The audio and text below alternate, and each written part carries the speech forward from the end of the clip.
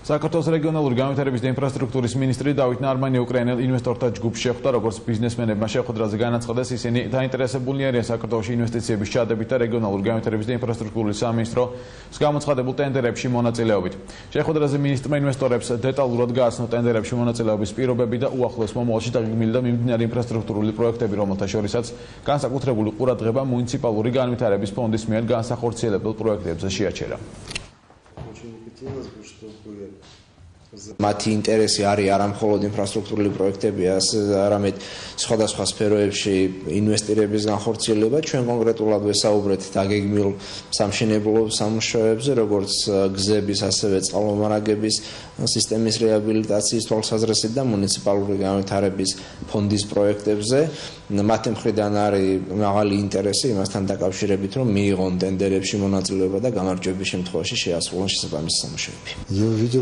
უპირველესად უნდა განვაცხადო, რომ შეხვედრა მქონდა პროფესიონალებთან, რომლებმაც სრულყოფილად იციან თავისი საქმე. რაც შეეხება ჩვენს ჩამოსვლას საქართველოში, დიდი სურვილი გვაქვს დავაარსოთ ქართულ-უკრაინული ბიზნეს საკონსულო, რომელიც ხელს შეუწყობს უკრაინიდან საქართველოში ინვესტიციების შემოდინებას და პირიქით ჩვენი ქვეყნით დაინტერესებული ქართველი ბიზნესმენების ხელშეწყობას.